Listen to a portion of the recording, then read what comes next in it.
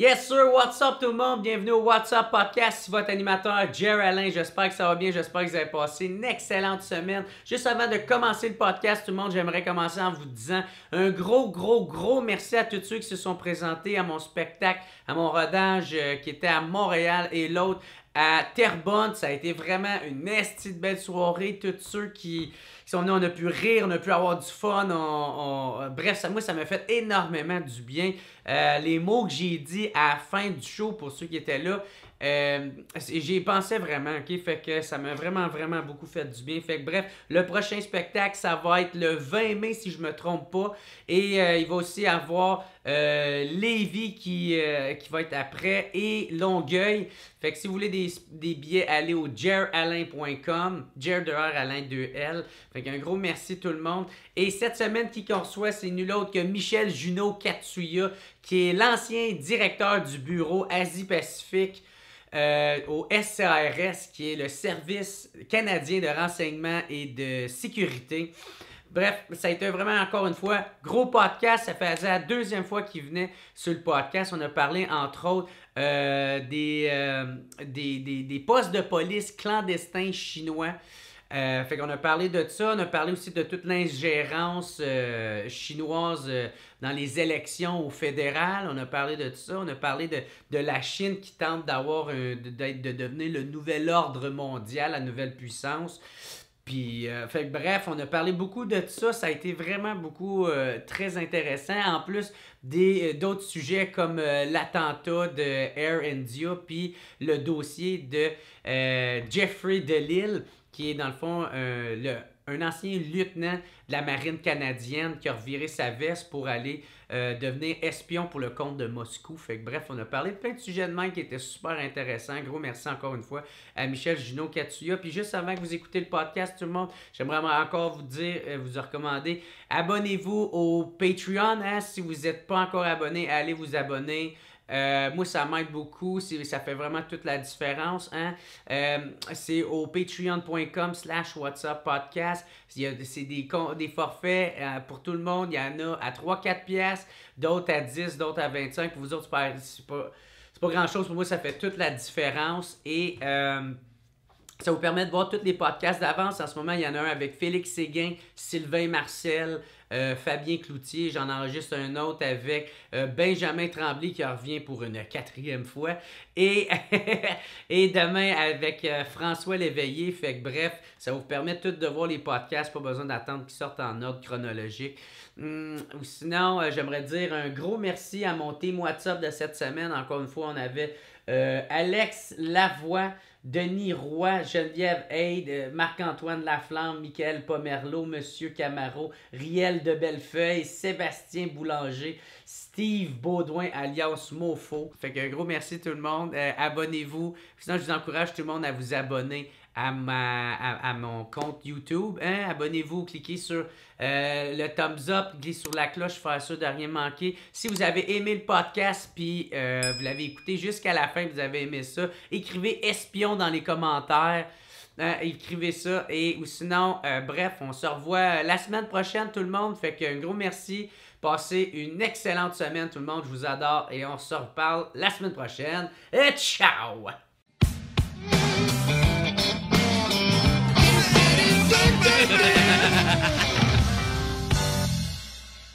Yes, ben what's up tout le monde? Bienvenue au What's Up Podcast. Encore une fois, je suis super content de le recevoir à nouveau. Si vous ne vous souvenez pas de lui, allez écouter le premier podcast que j'avais fait avec. C'est Michel Junot Katsuya, ancien cadre supérieur au RCRS et ancien chef du côté Asie-Pacifique. Oui. Fait qu'un gros merci encore une fois d'être venu sur le podcast. L'honneur est pour moi. Tu disais que tu avais beaucoup aimé la première fois que tu étais venu sur le podcast. Oui, on a eu du plaisir. On a parlé de choses très intéressantes et énormément de retours très, très positifs de collègues du milieu qui étaient heureux d'avoir entendu notre échange. Alors, je me suis dit, c'est parfait. Ça, c'est une belle plateforme. Ben, tout l'honneur est pour moi. Puis, juste avant, c'est ça qu'on enregistre. Je te posais la question, est-ce que des fois, tes anciens patrons, tu sais, est-ce que des fois, ils n'aiment pas trop qu'est-ce que tu dis ou comment qu'ils voient ça? Ben écoute, s'ils sont pas contents, ils me l'ont pas dit. Ouais. Et ils ont certainement pas pris de mesures officielles contre moi, donc je n'ai pas entendu parler. OK. Faut dire que la plupart du temps, j'ai rien à régler avec eux autres. Moi, c'est ça, tu leur dois plus rien. Non, je leur dois plus rien du tout. Je suis un citoyen canadien et je vois à notre société canadienne qui était mon serment à l'État, mon serment au pays dès le départ. Parce que ça me fait penser un peu à ce que l'on vit à l'heure actuelle avec les fuites qui sont arrivées dans les journaux. Et le lanceur d'alerte, le whistleblower, le lanceur d'alerte a écrit une lettre qui est parue dans le Globe and Mail qui dit « Je l'ai pas faite pour des raisons partisanes. Je l'ai fait parce que mon serment d'office est avec le pays, est avec les citoyens, les citoyennes canadiennes. » Ça, c'est qui a fait ce lanceur d'alerte-là? C'est qui a fait ça? Ben, on sait pas c'est qui, parce que c'est ça le concept d'un lanceur d'alerte, c'est qu'il reste secret souvent. Là. Et lui, il est à l'intérieur du SCRS. C'est la première fois qu'on a une fuite si importante de documents au SCRS et qui a révélé l'ampleur de l'ingérence chinoise au Canada. Ouais, c'est ça, tout ce dossier-là. Fait que c'est de là que ça part. Voilà. Et moi, ce qui m'a frappé ou ce que j'ai retenu principalement, c'était, comme il le disait, il dit, écoutez, moi là, mon serment, il est au pays. Mon boss, là, c'est les citoyens canadiens, canadiennes. C'est pas le gouvernement. Parce que de toute évidence, comme on l'a vu, depuis 30 ans, on le sait qu'il y a de l'ingérence étrangère de la part de la Chine. On l'a avisé. J'étais même le premier à le faire avec des preuves à l'appui, puis ils n'ont rien fait. Alors, le gouvernement ne fait pas partie de la solution, il fait partie du problème. Et c'est ça à quoi on doit s'attarder à l'heure actuelle. Et lui, probablement souffrant d'une écœurantite aiguë de voir tous ces avertissements-là qui sont tombés dans les oreilles des sourds, ben, ils ont dit, regarde, moi, je vais prendre les moyens. Alors, à quelque part, s'il y en a qui se posent la question, est-ce que c'est un zéro ou un héros, ce gars-là? Moi, je pense qu'on devrait lui donner l'ordre du Canada parce que il nous rend un fier service. Un fier service qui n'aura jamais arrêté. Parce que depuis 30 ans, on a constamment avisé les gouvernements, puis ils s'en sont soit servis ou ont fait la sourde oreille. C'est ça, parce que la dernière fois que tu étais venu sur le podcast, t'en parlais, tu sais, qu'il y en avait de l'ingérence étrangère puis venant de la Chine, tu sais. En particulier. Puis là, c'est quoi que ça a révélé de plus? Y avait-tu des affaires qu'on savait pas que... Ah oui, là, on a d'autres faits beaucoup plus concrets. À titre d'exemple, aux élections de 2019, on a appris que 11 candidats et 13 employés de circonscription avaient été soudoyés pour représenter clandestinement les intérêts de la Chine.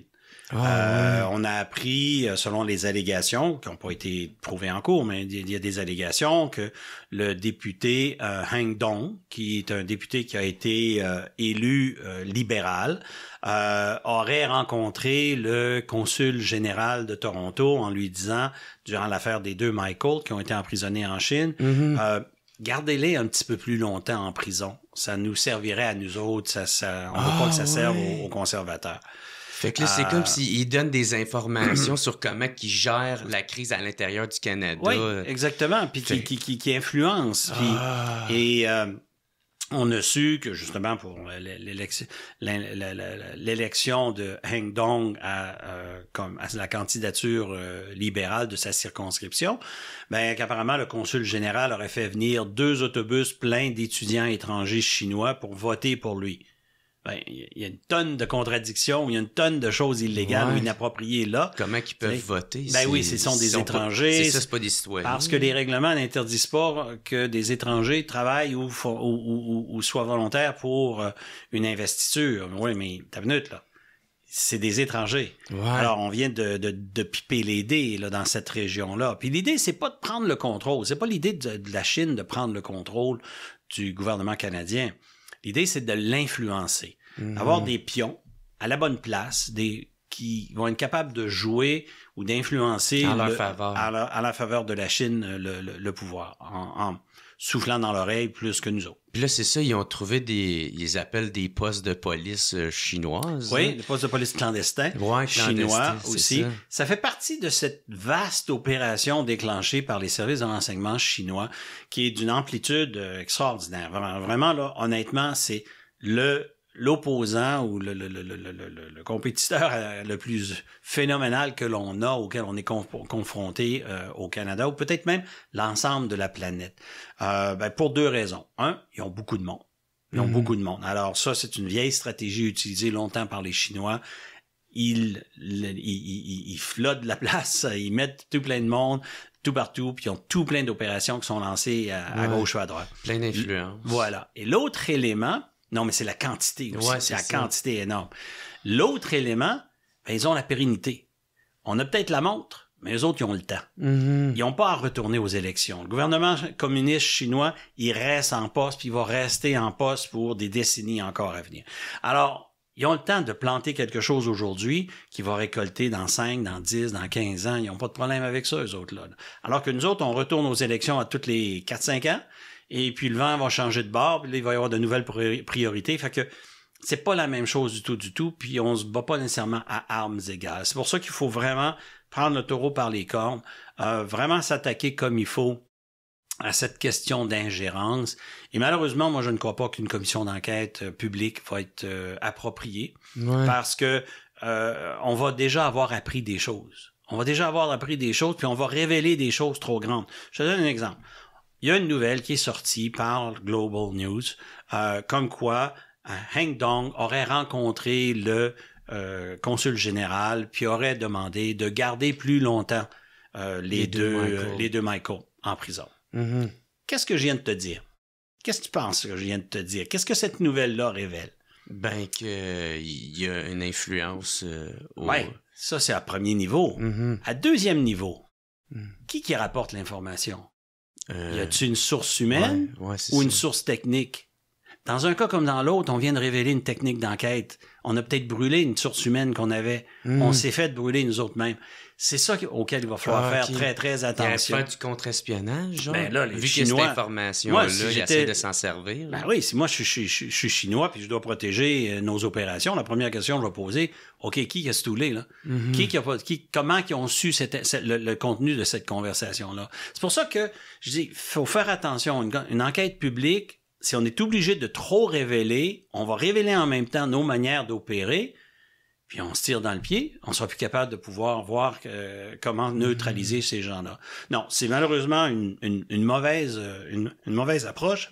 Et en plus, dans le climat politique actuel, je suis certain que les partis politiques de l'opposition vont vouloir se concentrer sur qu'est-ce que le gouvernement Trudeau a mal fait. Parce qu'il a mal fait. Ouais. Mais il n'est pas le seul à l'avoir mal fait. Ça fait 30 ans, un après l'autre, qu'il a fait tout. Depuis Mulroney jusqu'à maintenant, tous les premiers ministres ont été compromis. Tous les gouvernements ont eu de l'ingérence avec des agents étrangers. Ils ont tous fait les mêmes erreurs, ils ont tous eu les mêmes tentations. Puis la sourde oreille. Puis, tu sais, il y a un dicton arabe qui lorsque je travaillais au Proche-Orient, il y a un dicton arabe qui est connu qui dit « Quand le sage pointe à la lune, l'idiot regarde son doigt. » Mais là, on va juste regarder le doigt, là. On regardera pas la lune. Le problème, c'est que notre système démocratique est sévèrement attaqué. Puis il n'y a pas juste la Chine là, qui fait ça. Là. Il y en a d'autres pays aussi. Et là, on va pas s'attaquer à ça. On va s'attaquer à Trudeau. Quand est-ce qu'il l'a su, puis qu'est-ce qu'il a fait? Ah oui, mais ça, c'est une tendance partisane et électoraliste. Ça n'a rien à voir avec la sécurité nationale. Là, il faut vraiment mettre la partisanerie de côté et s'attaquer de manière sérieuse, collectivement, à protéger notre pays. Ça serait quoi qui serait à faire? Ben là, selon moi, il faudrait avoir un bureau d'enquête indépendant, totalement détaché de la GRC, totalement détaché du SCRS, totalement détaché du ministère de la Sécurité publique, contrairement à ce qui a été annoncé hier. Un bureau d'enquêteurs, un peu comme on a avec le vérificateur général, le directeur nommé par la Chambre des communes et qui se rapporte à la Chambre des communes. Mais avec la capacité d'enquêter, de perquisitionner, d'arrêter et de poursuivre si nécessaire. Ça serait l'important. Tu trouves-tu que, justement, des fois, le gouvernement, il est trop complaisant envers, je sais pas, tu sais, comme des étudiants étrangers ou... Complaisant, oui, ben, les étudiants étrangers, c'est un phénomène, un problème, effectivement. Complaisant, Encore faut-il être capable d'enquêter comme il faut et d'accumuler des preuves. On a quand même un système légal dans lequel il doit fonctionner. La question est à savoir, est-ce que notre système légal ou notre cadre législatif est approprié? Et la réponse est non. Alors, on a des problèmes justement parce que tu mets le doigt sur quelque chose d'important. Il y a 4 formes d'ingérence étrangère. Tu as l'ingérence étrangère à caractère politique, tu as l'ingérence étrangère à caractère industriel, pratiquement du vol de propriété intellectuelle, tu as de l'ingérence étrangère à caractère académique, puis tu as de l'ingérence étrangère où on va intimider les communautés. Alors, c'est 4 formes d'ingérence étrangère qui opèrent différemment, qui est faite par des gens différents. Il faut regarder qu'est-ce qu'il faut faire pour se protéger. Et je l'avais dit la dernière fois, on est naïf sur le bord d'être stupide au Canada, mais c'est parce que personne nous en a jamais parlé. Le gouvernement, toutes couleurs confondues, ont jamais parlé des problèmes de sécurité nationale. Alors, speak no evil, see no evil. Hein? On ne parle pas du diable, on ne le voit pas, le diable, et on n'est pas sensibilisé à ça. À partir du moment qu'on est un peu plus réveillé, ben là, on est capable de pouvoir faire beaucoup plus attention, voire même peut-être sévir contre ceux qui font ce type de choses qui sont très nuisibles contre nous autres. C'est pas de la petite bière. C'est vraiment pas de la petite bière. Là. Je te donne un exemple. Sous le gouvernement de M. Harper, les agents d'influence chinois que l'on connaît ont réussi à influencer M. Harper à accepter l'achat par le gouvernement chinois d'une compagnie de pétrole en Alberta pour 15 milliards de dollars. On n'est même pas capable d'acheter un dépanneur du coin en Chine, nous autres. Comment ça se fait qu'il y a cette iniquité-là? Parce qu'il faut comprendre une affaire, là. Une compagnie qui vaut 15 milliards de dollars, qui engage peut-être quelques milliers de personnes en Alberta. Il va avoir de l'influence. Ben, tu dis, toi puis moi, on est Canadiens, on veut parler, admettons, au premier ministre ou la première ministre de l'Alberta, tu vas être placé sur hold, puis tu vas être attendu longtemps, là. Alors qu'eux autres, s'ils demandent une audience, ils vont l'avoir probablement dans les 5 jours ouvrables là, qui suivent, là, parce qu'ils ont cette importance, cette influence. Et c'est ça que Harper leur a donné. Il a littéralement amené le loup dans la bergerie. Puis là, c'est ça aussi qu'il disait avec les postes de police, c'est que un clandestin, c'est qu'il y en avait un à Montréal, mais aussi un à Brassard. Oui. Parce que c'est justement là qu'il y avait une forte communauté. Oui. À l'extérieur du Chinatown de Montréal, la deuxième plus grosse communauté au Québec d'origine asiatique, chinoise, est à Brassard, effectivement. Puis là, c'est ça, il y avait de l'influence sur la politique municipale, je pense qu'il disait. Oui, parce que la propriétaire des 2 endroits où on donnait pignon sur rue, les allégations elle a été recrutée par les services de renseignement chinois et elle est aujourd'hui conseillère à la ville de Brossard.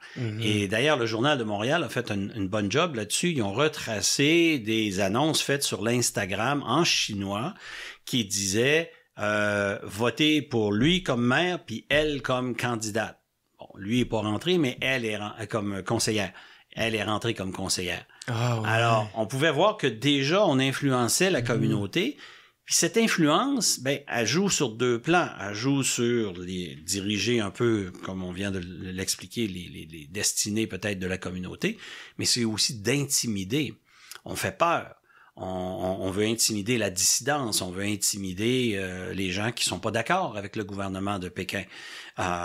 Et ça, du bullying de même, c'est fait à grandeur du Canada dans toutes les communautés chinoises. Mais il n'y a pas qu'eux autres. L'Iran fait exactement la même affaire, la Russie fait exactement la même affaire, l'Arabie Saoudite fait la même affaire. On a même appris que le Rwanda le faisait. Donc, ce ne sont que des exemples pour démontrer qu'il y a beaucoup de pays qui le font.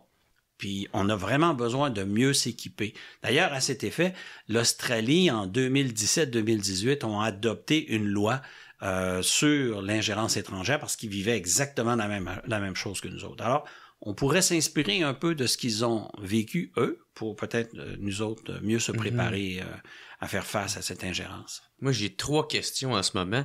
La première, c'est pourquoi qu'on n'en entend pas parler, par exemple, tu sais, des autres pays que tu dis? Pourquoi on en entend moins parler? Ben, parce que le gouvernement ne veut pas en parler et interdit au SCRS, au Service canadien de renseignement de sécurité, d'en parler. Et honnêtement, on n'est pas équipé pour l'enquêter comme du monde. Alors même quand les gens des communautés iraniennes ou russes ou quelqu'un d'autre va venir se plaindre comme quoi ils sont victimes d'intimidation de la part de conseillers diplomatiques, quelque chose de ce genre-là, on n'a pas rien au niveau de la loi canadienne. Le code criminel est mal équipé.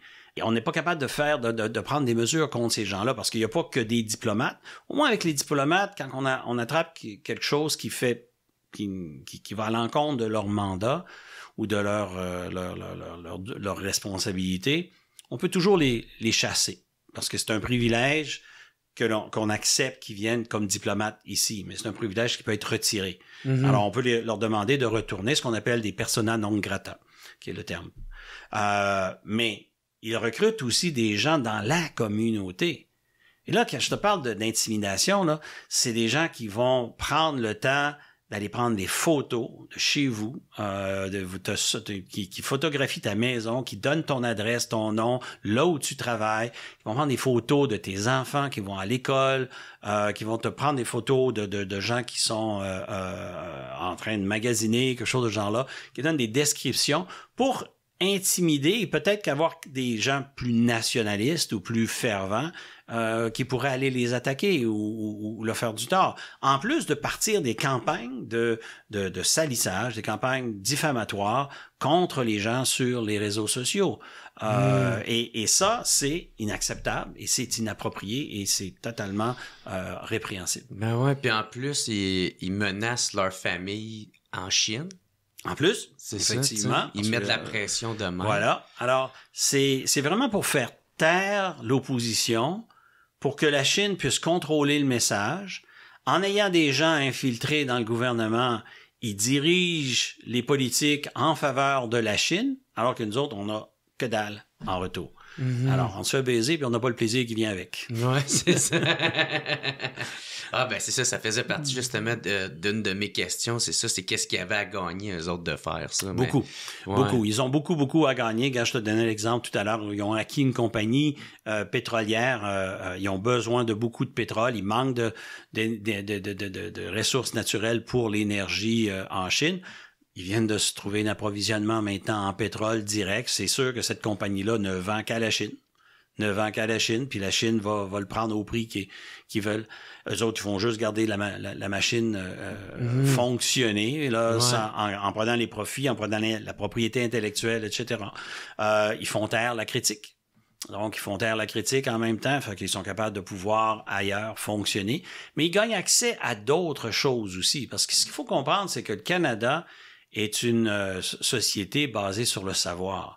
Donc, on a d'excellents centres de recherche. Donc, la Chine peut avoir accès à des propriétés intellectuelles, peut nous voler littéralement des propriétés intellectuelles, mais on est aussi assis à toutes les grandes tables, que ce soit l'OTAN, le NORAD, le Five Eyes. Là, ils gagnent accès à d'autres informations. Ah ouais. Et nous, c'est notre responsabilité que de protéger l'information de nos amis. Sinon, on commençait à manquer d'amis. Mm-hmm. Et c'est ça qui est en train d'arriver, malheureusement, avec la tergification du gouvernement de Trudeau. Ça, je lui en veux parce que d'avoir traîné de la patte si longtemps pour prendre une décision sur Huawei, à titre d'exemple. C'est ça.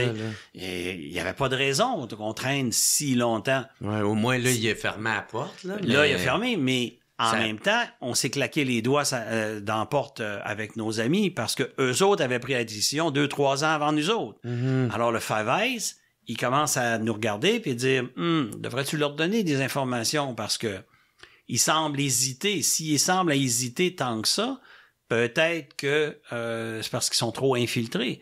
D'ailleurs, il y a un livre qui sort cette semaine ou dans les semaines qui viennent qui s'appelle Dragon Lord, qui est une opération qui a été lancée à la fin des années 90 par les États-Unis.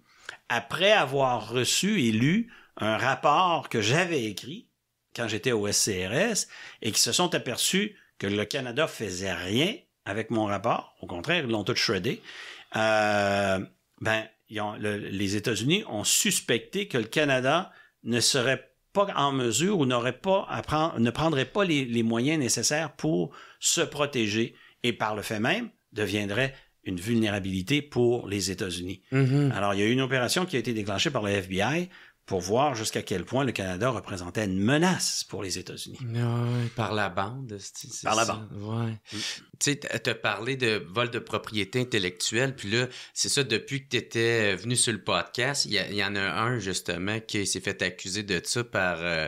d'avoir pris peut-être des informations chez Hydro-Québec. Oui, chez Hydro-Québec, mais avant lui, il y avait eu ici à l'Agence spatiale à Montréal, à Laval. Il y avait un autre qui s'était fait aussi prendre. À Winnipeg, il y avait un couple qui travaillait au centre de microbiologie. Eux autres, ils sont sauvés. Eux autres ont pu se sauver, effectivement. Fait que, on peut voir que ça bouge, ça opère. Il y a beaucoup de gens comme ça qui font toutes sortes de choses. Puis ça, c'est la pointe de l'iceberg qui est connue publiquement. Les autorités en connaissent beaucoup plus, mais elles ne partagent pas cette information-là parce qu'ils n'ont pas le droit de la partager. Mais en nous gardant dans l'ignorance, il n'y a personne qui se protège comme du monde. Et la seule vraie défense en contre-espionnage, c'est justement les avertissements et la sensibilisation que l'on peut faire. Parce qu'une fois qu'on a perdu notre information, là, c'est perdu. Il n'y a pas un avocat sur la terre, il n'y a pas un corps de police qui va être capable d'aller te chercher ce que tu as perdu. Alors, c'est perdu, c'est perdu. Alors, faut prévenir avant de guérir, parce que là, on ne sera pas capable de guérir. Une fois que c'est parti, c'est parti. Mais pour sensibiliser, il faut en avoir entendu parler. Il faut savoir qu'est-ce qu'il y en est. Je te donne un exemple. En Angleterre, chaque année, le MI6 et le MI5, qui sont les deux services de renseignement britanniques, organisent une grande conférence où tous les industriels peuvent venir écouter les dernières trouvailles qu'ils ont, les nouvelles techniques d'espionnage qui ont été faites, les nouveaux cas d'espionnage qu'ils ont découverts, etc. Ce qui sensibilise les responsables de la sécurité, les dirigeants d'entreprise, à mieux se protéger. Le SCRS a voulu faire quelque chose de similaire. Mais le comité de surveillance des activités de renseignement, qui est le watchdog sur le SCRS, a dit « Vous n'avez pas le droit de faire ça. Votre seule responsabilité, c'est d'informer le gouvernement. » En faisant ça, là, on vient d'émasculer le SCRS, la raison d'être du SCRS. Mettre des bâtons dans les roues. Oui. Et là, tu te poses la question, pourquoi ils ont fait ça? C'est quoi leur motivation? Et qui a demandé d'interdire au SCRS? C'est vrai que la loi dit que le SCRS est supposé d'informer le gouvernement, ce que le SCRS fait. Mais en même temps, on se tourne de bord, puis on voit que depuis 30 ans, on informe, puis il n'y a rien qui se fait. Pire, on laisse passer des affaires devant nos yeux, au vu et au su du gouvernement. Alors, à quelque part, on se dit, OK, il y a vraiment des gens qui ont infiltré le système, puis il y a vraiment des gens qui ont la capacité de pouvoir contrôler le processus décisionnel plus fort que nos services de renseignement. Ouais, c'est ça. On a un gros problème. Ben oui. C'est pour ça que je disais d'entrée de jeu, le gouvernement, il fait pas partie de la solution. Le gouvernement, aujourd'hui, fait partie du problème. Alors maintenant, la question, comment on peut régler ça pour éviter que ça revienne? Parce que le problème auquel on est confronté, c'est que le concept de l'ingérence étrangère travaille sur la tentation. Notre système, nous autres, d'élection fait qu'en sorte, à tous les 4 ou 5 ans, on revient en élection. Donc, il y a des gens qui vont devoir, pendant un certain temps, aller chercher du support dans la communauté, de l'argent ou du support politique. Donc, on va être tout le temps en train de, entre guillemets, quémander pour du support. Ben, si t'arrives quelqu'un dit, regarde, moi, je suis représentant de la communauté chinoise dans ta circonscription, je sais pas moi, 50% ou 70% de la population sont d'origine chinoise. Si tu travailles avec moi, je te garantis que tu vas rentrer.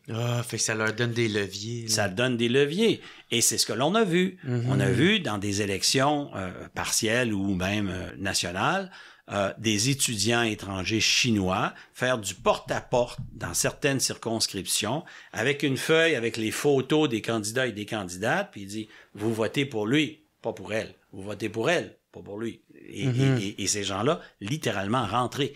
Parce qu'il y avait eu du porte-à-porte qui avait été fait de cette manière-là.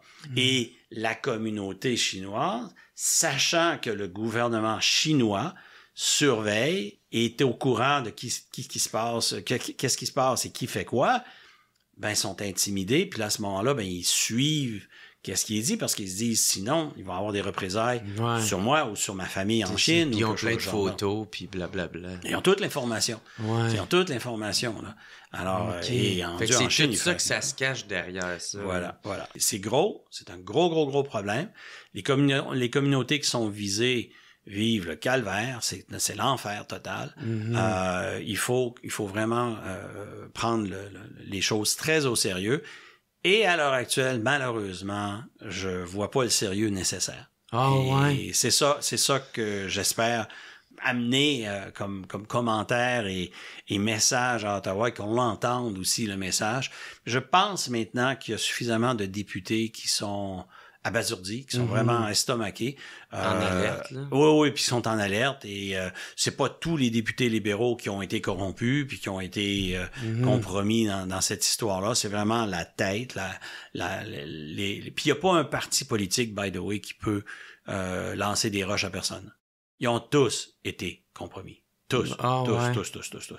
Fait que tout le monde a à faire attention. Ils vivent tous dans une maison de verre. Alors, lancez pas de roche à personne. OK. Aussi, est-ce que la communauté chinoise préfère un soulèvement de population contre le gouvernement? Tu sais, pourrait-il avoir... Le gouvernement en Chine ou le gouvernement ici? Non, le gouvernement en Chine. Non, ça les experts regardent ça depuis plusieurs années. Certains l'ont prédit, puis ça s'est pas passé. Faut comprendre que ça fait un bout de temps qu'ils sont au pouvoir, là. Hein? La Chine, c'est 1949. Et ils ont passé à travers la révolution culturelle, le bond en avant. Il est estimé que plus de 40 millions à peut-être 80 millions de Chinois sont morts dans les camps de concentration par la Chine. Donc, ils ont un appareil répressif efficace à grande échelle. On a juste à voir ce qui se passe avec les Ouïghours à l'heure actuelle, les camps de rééducation, etc. Entre parenthèses. Ouais, c'est littéralement un génocide culturel qui est en train de se faire. Puis si ça marche pas, on les élimine physiquement. Point à la ligne. Stérilisation des femmes, viol collectif ou en faire des Chinoises ou faire des bébés chinois. C'est assez horrible.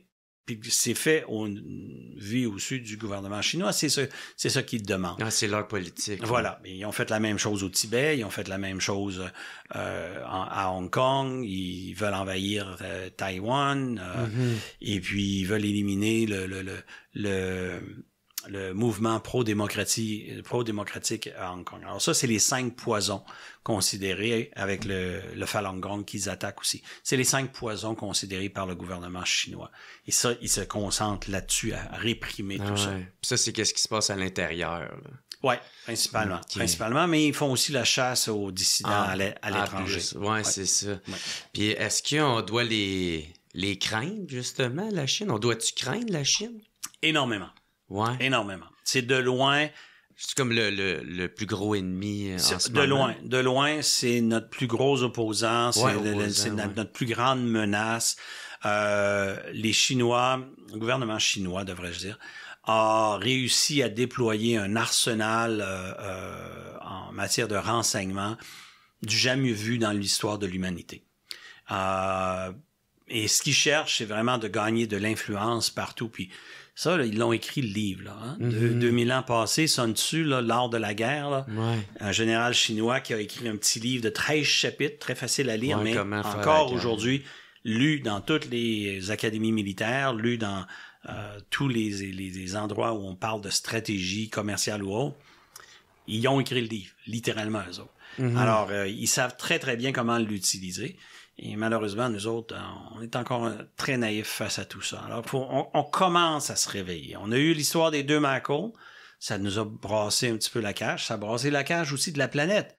Parce que lorsque les 2 Michael ont subi leur cirque tribunal, qui était un procès bidon totalement, mais qui amenait une condamnation là, dans l'exercice de cette pression politique que la Chine exerçait sur nous, il y a eu des diplomates canadiens qui se sont présentés au palais de justice, mais on leur a refusé l'accès.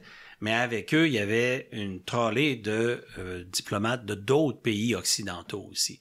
Et ils ont fait une manifestation silencieuse. Ils se sont tenus debout, représentant leurs pays respectifs. Et ça a ébranlé un tout petit peu la Chine. Parce que là, pour la première fois, ils avaient semblé avoir perdu le contrôle un peu. Puis il y avait une solidarité contre eux. Puis il y avait une solidarité qui n'a jamais existé totalement dans le passé. Parce que c'était ça notre gros problème. C'est que en Occident, c'est à chacun pour soi. Fait que s'il y en a un qui est dans le trouble, puis qui crée un vide, ben, il y a quelqu'un d'autre qui va vite vouloir venir remplir le vide. Et ça, c'est commercial ou politique. Donc, jusque-là, ça fonctionnait pas. Mais là, tout d'un coup, pour la première fois, il y a eu cette arrivée de diplomates qui se sont tenus avec le Canada et qui ont réalisé, OK, il y a de quoi qui se passe ici, puis si ça peut arriver au Canada, ça peut arriver chez nous. Okay. Alors, il y a eu finalement un réveil qui s'est fait de cette manière. OK. Puis aussi, la Chine a comme influencé, je pense que c'est le Moyen-Orient puis l'Iran à faire comme la paix. L'Arabie Saoudite. Et, la Chine cherche à être le peace broker. C'est pour tenter de réorganiser l'ordre mondial. L'ordre mondial, grosso modo, aujourd'hui, et pendant longtemps, a été centré sur les États-Unis et la Russie. Ça vient de la guerre froide, où les deux camps s'opposaient idéologiquement et commercialement et politiquement. Ouais. C'est ça, un monde plus bipolaire. Avec l'effondrement de l'Union soviétique, la Russie a pris du plomb dans l'aile. Poutine essaie de ramener ça, d'où sa justification à lui pour aller en Ukraine. Puis la Chine regarde ça, observe ça, puis elle dit, regarde, la Russie réussira pas. Ils sont vraiment sur une mauvaise ligne, mais nous autres, on est peut-être capable de s'en aller dans cette ligne-là.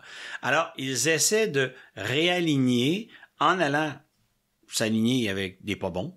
Mais ça, des ennemis à l'Occident. Oui, des ennemis à l'Occident et qui permet d'amener un contrepoids à l'influence des États-Unis ou à l'influence des pays occidentaux.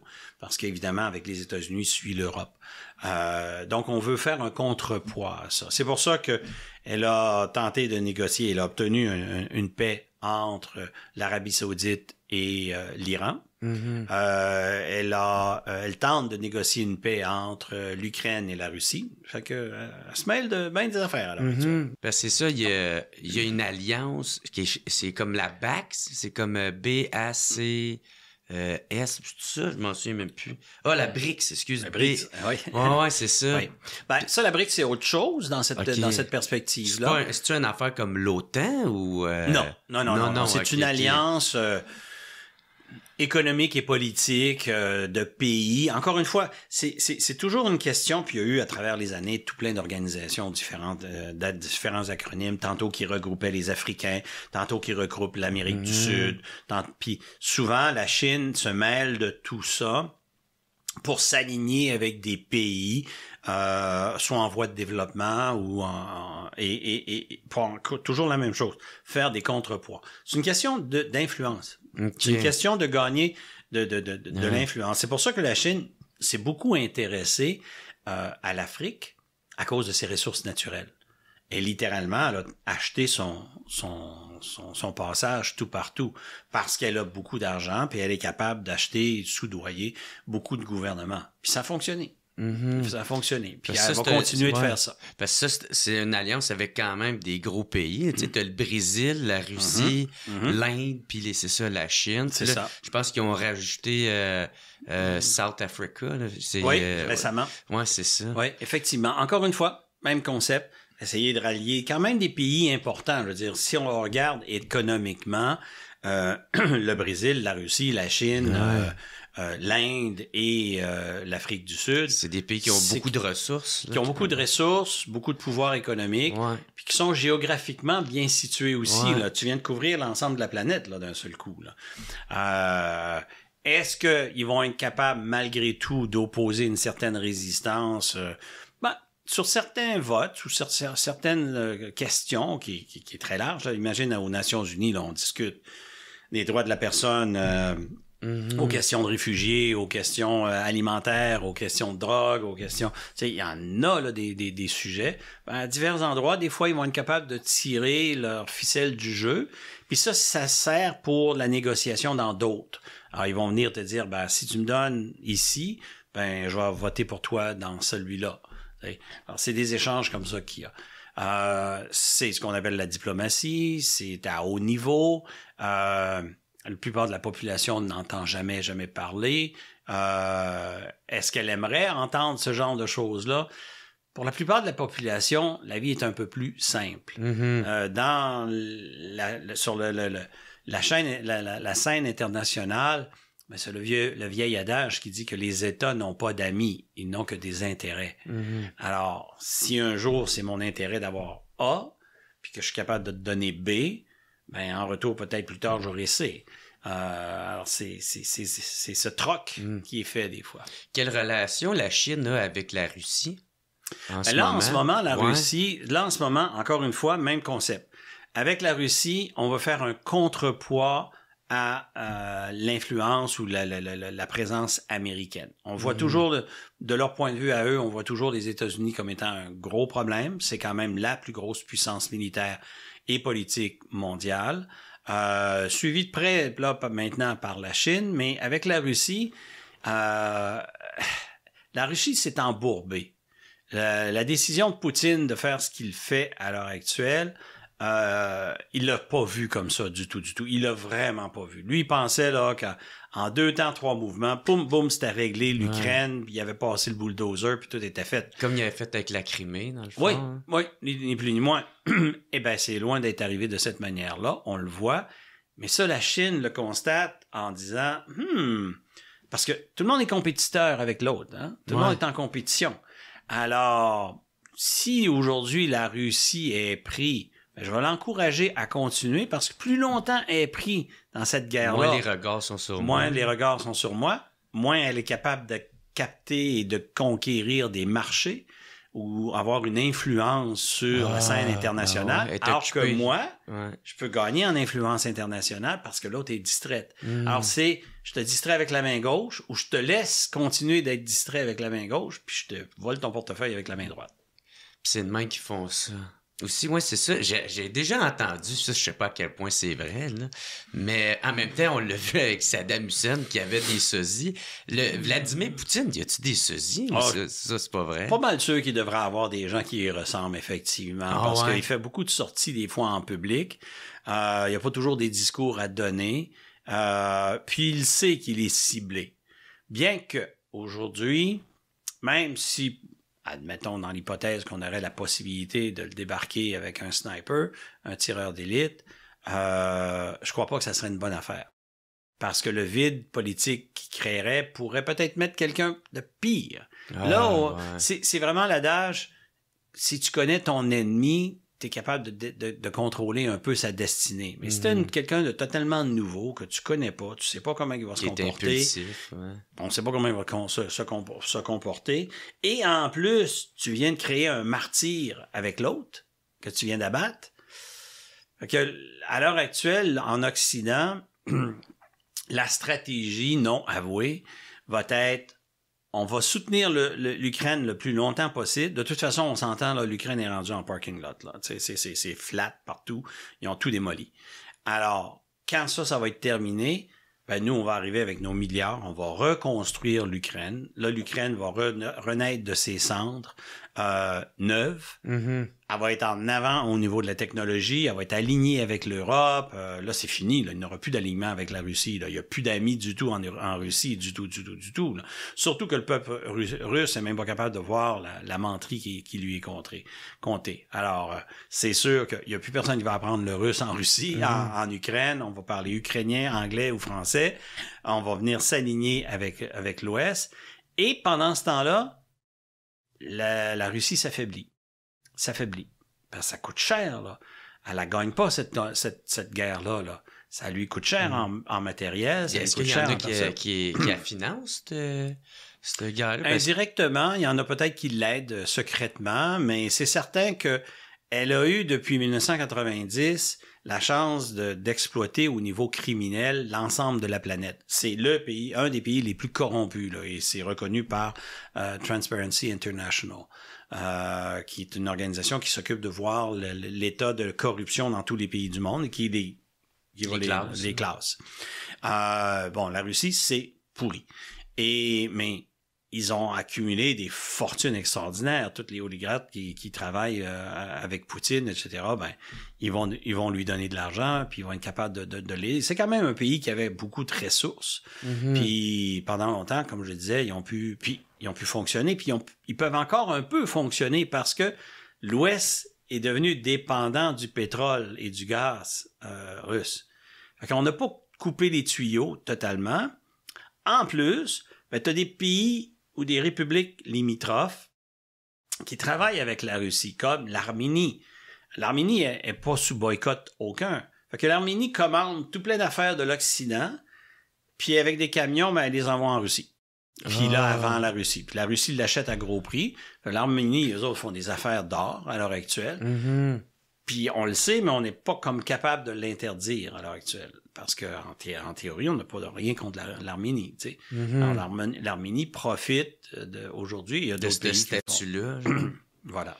OK. Il continue à donner l'oxygène nécessaire pour que la Russie puisse continuer. Mais éventuellement, ce qu'il faut, c'est que quand même, la Russie s'écœure une fois pour toutes de Poutine et que la Russie débarque Poutine de son poste. Pour la remplacer. C'est plausible, ça? Ce serait plausible. C'est plausible. Ouais. Il va falloir. Tu sais, à titre d'exemple, en Afghanistan, dans les années 80, tu te souviendras que la Russie ou l'Union soviétique était rentrée en Afghanistan pour mettre un gouvernement pro-Moscou. Pourquoi ils avaient fait ça? C'est parce que si tu regardes sur la carte géographique, toutes les régions pétrolières, très haute quantité de pétrole et de gaz de la Russie, est en ligne droite vers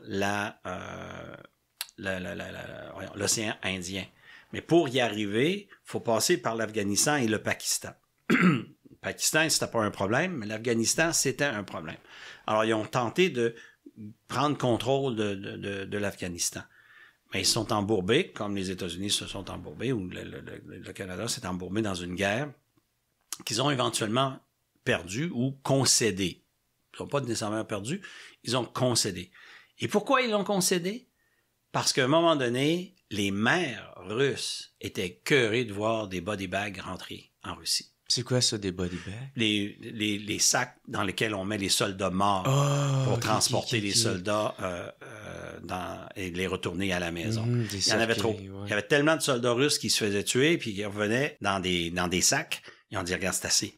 Et c'est les maires qui ont fait pression puis qui ont contribué à ce moment-là. C'est pas ça qui a fait tomber l'Union soviétique. On s'entend, il y a tout plein de choses. Mais ça a contribué à un peu. Dans cet ordre d'idées-là, je pense que la Russie, à un moment donné, va commencer à s'écœurer. Parce que là, ils sont en train de passer à travers tous leurs soldats réguliers, puis ils sont obligés d'envoyer des conscrits. Les conscrits, ils sont pas d'accord, eux autres, à aller se faire tuer pour rien, puis ils sont mal équipés en plus. Mm-hmm. Et les troupes Wagner, qui sont les troupes de mercenaires, utilisent justement les recrues comme appât, ou les conscrits comme étant un appât. Ils savent qu'ils vont se faire tuer pour essayer d'attaquer les Ukrainiens en retour. T'sais. Les Ukrainiens ont des grosses pertes aussi en même temps, mais leur détermination du combat puis la qualité des armes qu'ils reçoivent à l'heure actuelle est supérieure. Puis là, ils vont commencer à utiliser les fameux tanks Léopard, les chars d'assaut Léopard. Ça risque aussi d'amener quelque chose de différent. Mais action-réaction. Les Léopards commencent à être trop efficaces. Ils commencent à détruire tous les chars d'assaut russes. Bon, les chars d'assaut russes vont se retirer. Mais là, vont-ils vouloir utiliser les armes dites stratégiques nucléaires? Ouais. C'est une autre option, ça aussi. Mais je pense que Poutine va se retenir parce que s'il commence à utiliser les armes à caractère nucléaire, là, il risque d'avoir l'OTAN qui va se lever debout puis qui va commencer à vouloir. Parce que c'est l'autodestruction, tout va péter. Ben non, l'autodestruction, ça, pour la Russie peut-être, mais ça va être vraiment là, on y met le paquet. Puis là, on va aller régler ça. On va aller régler ça comme il faut. Parce que l'OTAN pourra pas, du point de vue militaire ou de sa population, parce que l'OTAN, c'est les pays occidentaux, la population occidentale n'acceptera pas là, cette menace nucléaire-là de cette manière-là. Mm-hmm. Alors, Poutine peut la brandir, cette menace-là. Comme il est imprévisible un petit peu, on peut peut-être dire c'est pas plausible qu'il puisse l'utiliser. Mais en même temps, il est quand même assez fou, pas assez fou, pour ne pas prendre en considération que la riposte va faire mal en quelque chose de rare. Puis es-tu opérationnel, cette attaque-là? Oui. Ouais? Oui. Ils sont capables d'en faire l'emploi de ces armes-là, oui. Ces armes stratégiques nucléaires-là sont efficaces et sont opérationnelles. Mm-hmm. Mais ils n'ont jamais été utilisés nulle part. Et le moment qu'on va l'utiliser, la chaîne des événements qui vont se suivre après ça risque d'être assez grave. Là, on va parler d'une troisième guerre mondiale, c'est sûr. Penses-tu que ça l'achève, ça, dans la guerre en Ukraine? Non. Ah non, c'est pas encore au moment près où d'être on se fini. parle, au moment où on se parle, l'Occident va laisser continuer la guerre en Ukraine. Plus l'Ukraine va être détruite, plus belle elle va être à la reconstruction. Plus alignée encore l'Ukraine va être vers l'Occident parce que c'est l'Occident qui va l'avoir soutenue. Donc, on vient de gagner un allié important. Et plus ça dure, plus la Russie s'affaiblit. Mm-hmm. Et c'est l'ultime objectif, c'est que la Russie soit affaiblie à un point qu'elle ne pourra plus se relever. Mais en même temps, c'est une guerre créditée, là, tu sais, parce que l'Ukraine, justement, a pas cet argent-là. Tu sais, c'est tout prêté, tout ça. Oui, mais il y a ça des coûte... affaires données, mais il y a des affaires qu'elle va devoir. Oui, mais ça, elle va les repayer en donnant des contrats aux compagnies puis aux pays qui l'a aidé. Dire, OK, venez me construire des maisons, venez me construire des usines, venez me construire des hôpitaux, venez remonter mon système informatique, mon système de communication, mon système électrique. Tout est détruit. Toutes les infrastructures. C'est pas un peu dangereux pour eux autres de faire ça? Non. Encore une fois, le problème, c'est qu'avant l'attaque de la Russie, c'est vrai que l'Ukraine vivait un énorme problème de corruption. OK. Et cette corruption-là avait été plantée par la Russie. Il y a eu une mini-révolution, qu'on a tenté de se débarrasser de ça, mais c'était comme trop gangréneux, puis c'est revenu. Parce que même à l'heure actuelle, récemment, il y a une quinzaine de personnes qui ont été arrêtées, dont le ministre de la Défense, pour corruption, en plein milieu de la guerre. Alors, on peut voir que c'était profond, puis c'était quasiment dans les mœurs de certains, et ça, il faut que ça cesse. Bon, il y a pas un pays sur Terre qui est pas corrompu, qui a pas une, qui est blanc comme neige. Ouais, qui est blanc comme neige. Là. Il y a pas un pays, même le Canada, là, on en a des niveaux de corruption. Tout le monde se souvient de la commission Charbonneau, tu sais, puis c'est juste encore une fois la pointe de l'iceberg. Scandale des commandites. Scandale des commandites, et puis on pourrait continuer comme ça. Ouais. Mais tout ça pour dire que en Ukraine, c'était un petit peu plus profond, c'était un petit peu plus institutionnalisé ou systématique. Ça, il faut régler ça. Faut régler ça. Puis la guerre est en train de faire ça. Fait que... Il y a de quoi te parler quand tu étais venu dans le premier podcast que tu avais parlé vraiment rapidement là ça en faisant le montage. J'ai fait c'était quoi cette affaire-là? Puis tu avais parlé de Air India. Ça a été un attentat qui est arrivé... 1985. Ouais, c'est ça. Puis tu veux-tu raconter ça a été quoi cet attentat-là? Parce que c'est un des plus gros attentats qu'il y a eu au Canada, ça, je pense. Le plus gros au Canada, et avant le 11 septembre 2001, le plus gros au monde. Ah ouais! C'était l'attentat le plus meurtrier que le terroriste que la planète avait connu. C'est simple.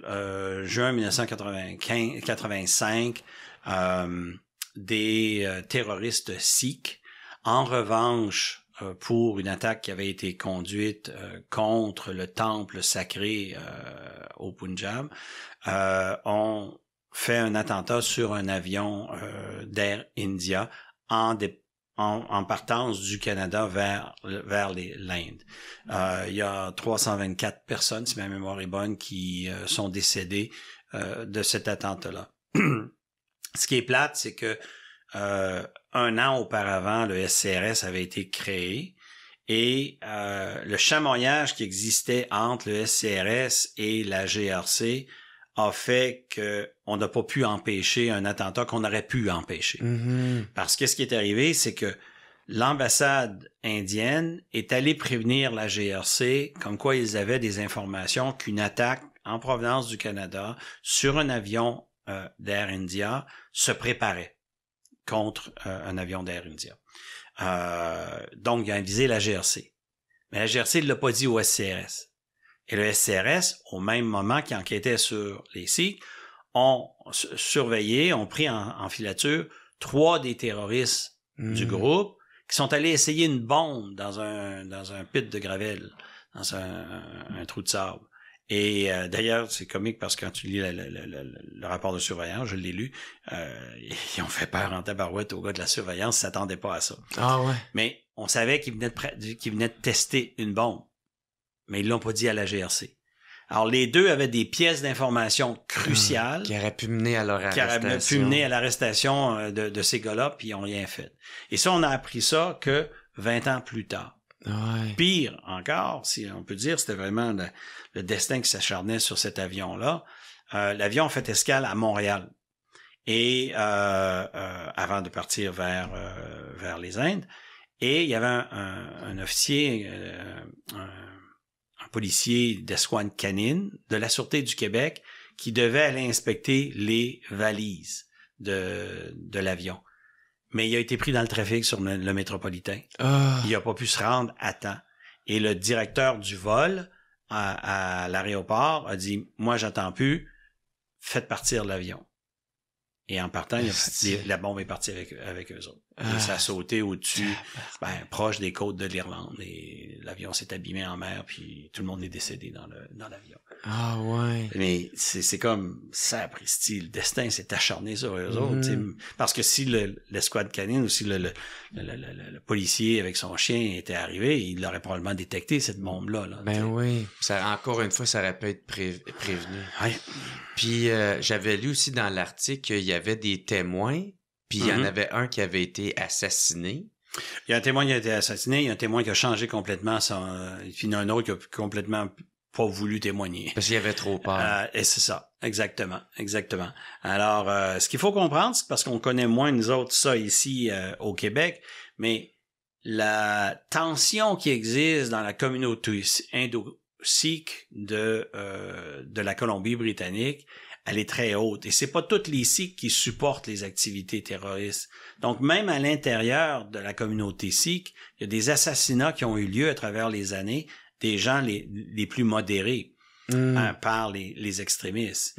Et ils ont contrôlé assez fort, assez bien la communauté sikh de modérée. Alors, c'est difficile. C'est difficile pour la communauté. Là, ça a un peu diminué, beaucoup diminué, même comparativement aux années 80. Parce que beaucoup des extrémistes sont vieux et décédés. Ouais. Mais cela dit, il y a encore de la tension, c'est encore un danger, puis c'est encore une préoccupation. Puis c'était quoi, eux autres, leur but, leur revendication? Eux autres voudraient se séparer littéralement de l'Inde. Le Punjab, qui est l'endroit où se trouvent les Sikhs, voudraient se séparer de l'Inde pour créer leur propre république ou État à eux, etc. Parce que la religion sikh n'a rien à voir avec la religion hindoue. Et il y a des extrémistes assez costauds là du côté de l'Inde aussi. C'est à cause justement de ces extrémistes-là que les musulmans indiens qui se faisaient persécuter, qui avaient des accrochages constamment, a amené à la création du Pakistan. Le Pakistan a été créé justement pour donner une chance aux musulmans indiens de s'en aller dans un pays où ils pourraient pratiquer leur religion sans être écœurés par les hindous extrémistes, parce qu'il y a des hindous extrémistes. Fait que c'est ça a été une des pires histoires du SCRS puis de la GRC. Parce qu'ils ont été bien pointés du doigt. Avec raison. Ça a été, puis en plus, il y a eu des choses quasi impardonnables qui ont été faites. À titre d'exemple, le SCRS a été reproché d'avoir effacé intentionnellement des bandes d'enregistrement de conversations interceptées de ces fameux terroristes-là, sous prétexte qu'il y avait une politique interne qui disait qu'on n'avait pas le droit de garder, ou on n'allait pas garder, parce qu'on n'avait pas le droit, on n'allait pas garder les enregistrements de conversations plus longtemps que 90 jours. Et ça, c'est de la bullshit. Il aurait pu les conserver. C'était des preuves, cela. Ben ouais. Mais lorsque le SCRS a été créé en 1984, les dirigeants du SCRS ont eu des ordres très formels. Ramassez-vous jamais en cours. On veut pas que vous ayez en cours. Et ça, c'était l'héritage de la commission Kebb puis de la commission McDonald des années 70-80. À la fin des années 70 et la fin des années 80, il y a eu deux commissions d'enquête. À un moment donné, tu as un agent de la GRC, dénommé Sanson, qui va aller placer une bombe chez Steinberg. Steinberg, c'était le propriétaire d'une chaîne de magasins. Il se faisait passer pour un FLQ, dans le fond, c'était ça? En tout cas, il aurait pu, oui, effectivement, mais dans le cas présent, Sanson faisait ça pour le crime organisé, qui avait infiltré le syndicat des employés chez Steinberg. Puis là, il y avait un conflit syndical, et là, il allait poser une bombe à Westmount chez Steinberg. Mais la bombe, il a pété des mains. Il a perdu 3 doigts. Et les 3 doigts sont restés là, à terre.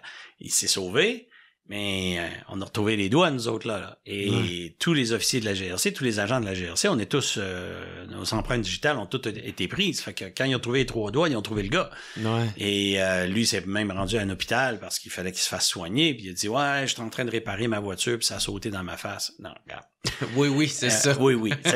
Alors, il s'est fait arrêter. Il a été arrêté, il a été en procès, il a été condamné. Et quand le juge l'a réprimandé dans son verdict final, d'une manière très insolente, il a dit, vous pensez que c'est gros, ça? J'ai fait pire pour la GRC.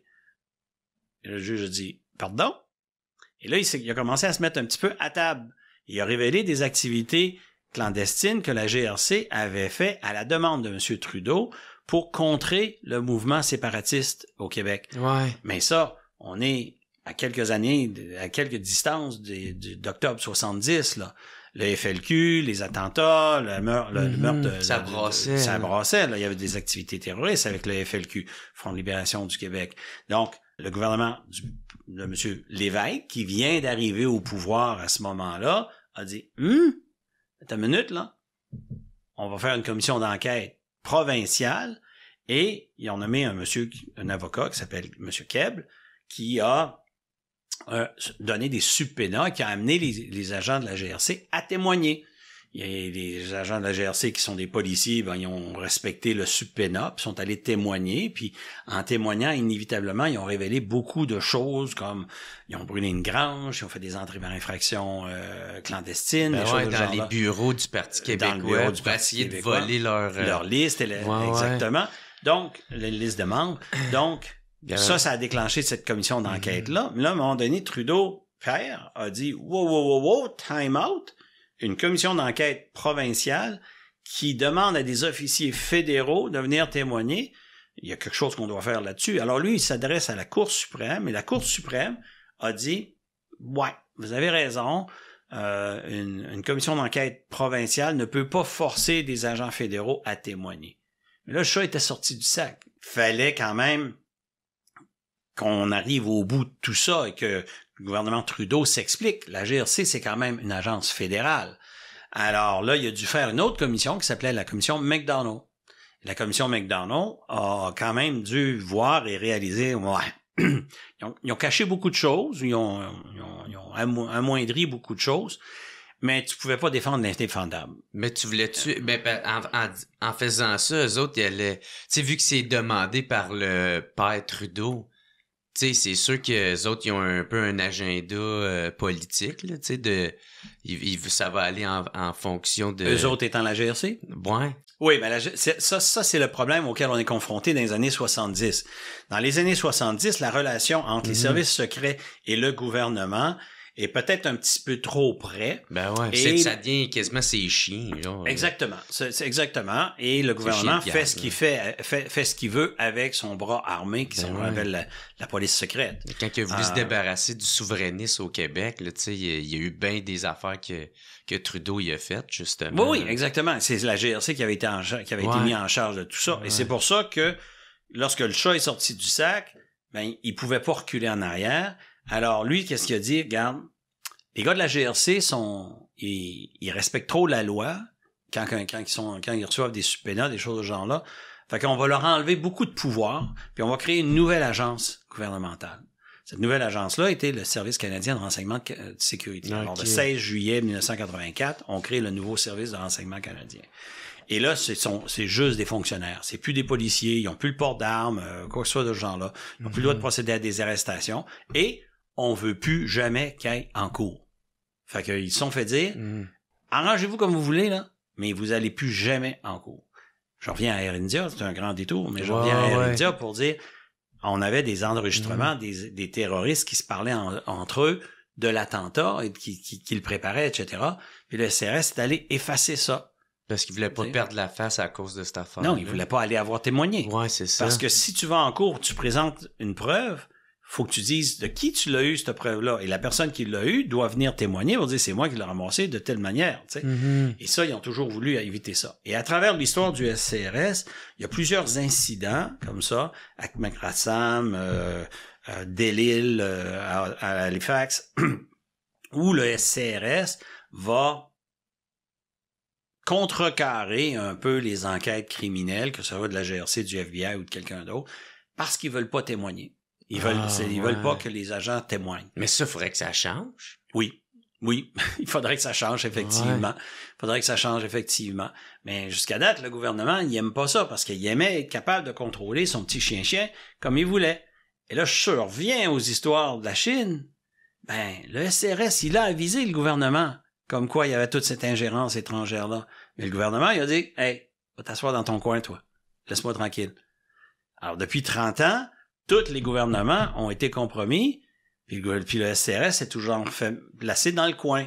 Ou s'est placé dans le coin tout seul, sachant que son patron voulait pas d'entendre parler. Ouais. C'est ça qu'il faut qu'il brasse. C'est ça qu'il faut qu'il change. Une autre affaire de Trudeau le père, tabarnak, qu'il a fait. Ben, en tout cas, c'est un héritage avec lequel on est pris depuis très, très longtemps, mais on aurait dû et on devrait prendre conscience de tout ça, mais il n'y a pas une tonne de gens qui connaissent toute cette histoire-là, puis qui réfléchissent à ces histoires-là, ou que les gens s'intéressent à ça. Parce que il n'y a pas un gouvernement qui avait intérêt à ce que ça change. Ben ouais, on en parlait. Parce qu'il pouvait l'utiliser comme il voulait. C'est pour ça qu'il n'y a pas un gouvernement qui a voulu changer. C'est pour ça que, je disais tout à l'heure, le service que cet agent ce lanceur d'alerte, ce whistleblower, ce lanceur d'alerte nous a rendu, c'est un service incroyable. Parce que s'il nous avait pas dit ça, on serait encore peut-être pour un autre 10 ans avant qu'on apprenne quoi que ce soit.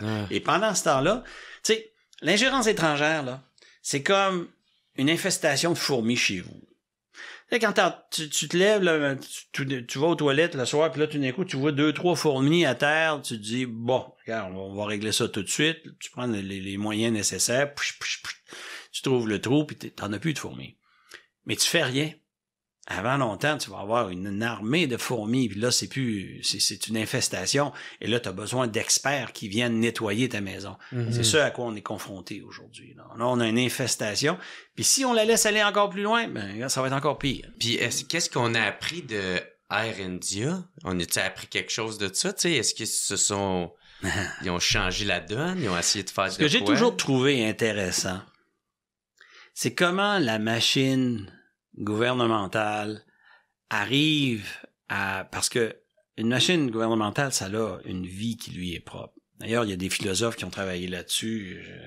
Dans mes études, j'ai adoré un philosophe en particulier qui s'appelait Georges Simmel, un philosophe allemand des années 20-30, qui explique grosso modo que quand on crée quelque chose comme un gouvernement, ça prend vie et ça va évoluer tout seul. Et cette machine-là va se développer des moyens d'autodéfense. Et lorsque tu essaies de l'attaquer, elle va se défendre. Mais elle n'a pas d'émotion, elle, là. Ça va être très, très, très froid, sa réponse. Puis elle va s'auto-protéger. Les leçons qu'on a tirées entre le SCRS et la GRC, ça a été temporaire s'il y a des leçons qui ont été tirées. Ah, ouais. Encore aujourd'hui, c'est qui fait pipi le plus loin entre les deux, là? C'est encore une fois. De pouvoir. Ah, il y a encore du chamoyage, du tiraillage entre les deux parce qu'ils se battent tous pour avoir leur budget puis d'avoir le plus de budget possible. Puis qui va faire quoi? Puis le SCRS veut toujours pas aller en cours. Fait que quand ils sont mêlés dans des dossiers, ils essayent de garder la GRC le plus loin possible, autant que possible. Fait que le SCRS partage pas bien ses bébelles dans le cours de récréation avec les autres, là. Et ça cause problème. Ça cause problème. Et ça, c'est à cause de la culture qu'on a instaurée depuis 1984. Et ça, il faut que ça change. Il faut que ça change. Parce que ça n'aide pas le pays.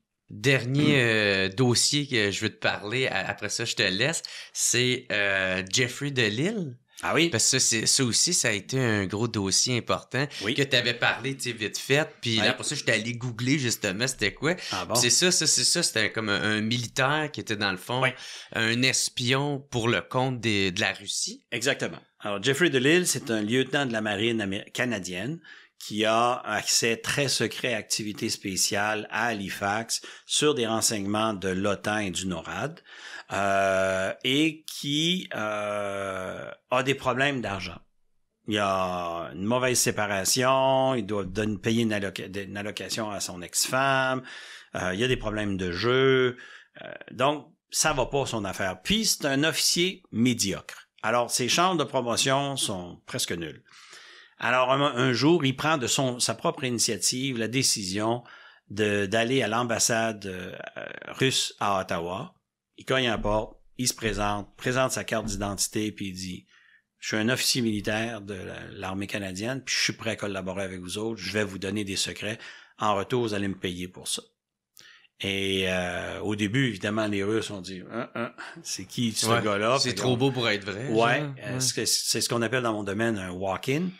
Et un walk-in, ça peut être aussi une opération, un attrape-nigo, tu sais.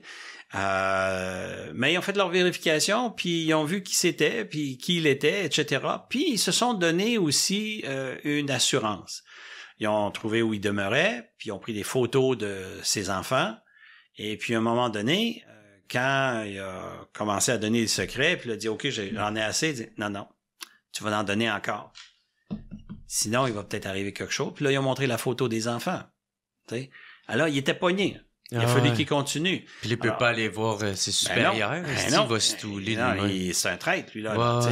Alors, pendant 3 ans, pour une poignée de dollars, il a donné des secrets très secrets à la Russie, jusqu'à temps que le FBI le découvre. Comment ils l'ont découvert? C'est que pendant ce temps-là où le FBI a arrêté un autre réseau d'espions russes aux États-Unis. Et ce réseau-là, il recevait de l'argent de la Russie dans un compte de banque aux États-Unis. Regardez c'est qui les transactions. Il recevait dans le même compte de banque. Ouais. Alors, ils se sont dit, c'est qui ce gars-là? Puis là, ils ont découvert qui c'était, qu'est-ce qu'il faisait, etc. Alors, ils ont prévenu le SCRS en juin. Et là, ils ont dit, allez-vous prévenir la GRC? Ils disent, oui, on s'en occupe. Mais il dit, avant, on va faire des vérifications. Juin, juillet, août, septembre, octobre. Là, le FBI dit, coudonc, avez-vous prévenu le SCRS, la GRC? Parce que ce gars-là, il continue à faire des choses. Oui, on va s'en occuper, Finalement, il s'écœure. Le FBI call un meeting avec la GRC et le SCRS et là, révèle à la GRC pour la première fois ce qui est en train de se faire. La GRC, évidemment, pas de bonne humeur. Et là, elle demande au SCRS, allez-vous nous donner vos notes d'enquête parce que vous autres enquêtez depuis le mois de juin, puis on est rendu au mois de novembre. Non, on peut pas faire ça, on peut pas compromettre nos sources. Alors, la GRC a perdu 6 mois, ni plus ni moins, d'enquête. Il a fallu qu'il recommence à zéro. qu'ils fassent très, très, très vite. Finalement, ils ont procédé au mois de décembre à l'arrestation du bonhomme en question, Jeffrey DeLille. Mais encore une autre belle démonstration où le SCRS n'a pas travaillé avec la GRC. Et ça nuit à notre sécurité. Ouais, puis ils n'ont rien compris de Aaron Dio. Ils n'ont rien compris. Ah ouais. Puis c'était des informations comme quoi environ, tu sais-tu? On n'a pas les détails parce que ça reste encore des informations très secrètes, mais c'est des informations en provenance des nations de l'OTAN et du NORAD. Donc, c'était des informations à caractère très secret, tactique militaire.